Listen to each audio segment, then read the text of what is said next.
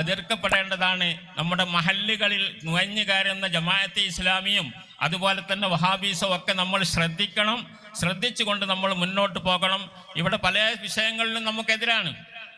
പല വിഷയങ്ങളിലും ഇസ്ലാം വളരെ കർശനമായി നിരോധിച്ച കാര്യങ്ങളൊക്കെ അവർ പുറത്തേക്ക് കൊണ്ടുവരിക, ഹലാലാക്കിയാണ്.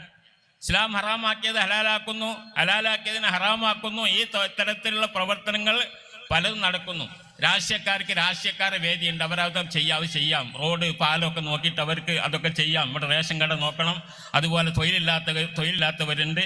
അങ്ങനെ സാമുദായിക പ്രശ്നങ്ങളുള്ളവരുണ്ട്. അവിടെയൊക്കെ എന്താക്കണം, ഇടപെടുക എന്നല്ലാതെ ദീനിൻ്റെ കാര്യത്തിൽ ഇസ്ലാമിൻ്റെ കാര്യം പറയേണ്ടത് പണ്ഡിതന്മാരാണ്. അമ്പിയാക്കന്മാരുടെ ദൗത്യം ഏറ്റെടുത്ത പണ്ഡിതന്മാരാണ്. അതിൽ കടന്ന് കളിക്കരുത്. സമസ്തയുടെ ഉള്ളിലേക്ക് രാഷ്ട്രീയക്കാരെന്താക്കേണ്ട, ഇറങ്ങി വരേണ്ടതില്ല എന്ന് നമ്മൾ പറയുന്നു. ഇത് അവർക്കൊരു വിരോധമായി തോന്നി. നമ്മൾ എന്ത് ചെയ്യാനാ? രാഷ്ട്രീയക്കാർ പണിയെടുത്തോട്ടെ. രാഷ്ട്രീയക്കാർക്ക് ഇവിടെ ഒരുപാട് പണിയെടുക്കാനില്ലേ?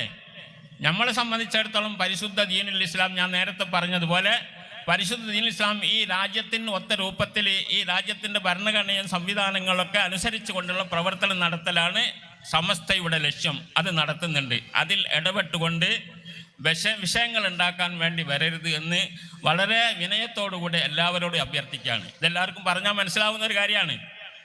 ഇപ്പോൾ നമ്മളെ ഒരു വഖഫ് പ്രശ്നം, ചില വഖഫ് സ്വത്തുക്കൾ വഖഫ് അല്ലാതായിരിക്കുന്നു. വഖഫ് അല്ല എന്ന് പറയാ, വഖഫ് സ്വത്താണ്. ആധാരത്തിലും മറ്റ് കോടതി വിധികളും കമ്മീഷന്റെ വിധികളൊക്കെ ഉള്ള ഒരു സാധനം വഖഫ് അല്ല എന്ന് പറയുന്നു. ഇത് സമുദായത്തിന്റെ ആൾക്കാർ തന്നെ പറയാൻ തുടങ്ങിയാൽ എന്താ കാട്ടുക? വഹാബികൾ നടത്തുന്ന ഫറൂഖ് കോളേജാണ്. വഹാബികൾ അത് വഖഫല്ല എന്ന് പറയാം. വഹാബികൾക്ക് വഖഫാക്കിയതാണിത്. വഹാബി കോളേജിന് വഖഫാക്കിയ ഈ സാധനം മുനമ്പത്തെ 407 ഏക്കർ, ആ ഏക്കർ വഖഫാണ്. അത് വഖഫല്ല എന്ന് പറയുന്നു. എന്തിന്? അവരത് വിറ്റുപോയി. ഹക്ക് ഹലാലും ബാത്തിലൊന്നും വേണ്ടേ? വഖഫ് സ്വത്ത് എന്ന് പറഞ്ഞാൽ അള്ളാഹുവിൻ്റെ മാർഗത്തിൽ ദാനമായി അർപ്പിക്കുന്നതാണ്. അത് വിൽക്കാൻ പാടില്ല, കൊടുക്കാൻ പാടില്ല. അതിന് അവകാശികളായിട്ട് ദുനിയാവിൽ ആരുമില്ല.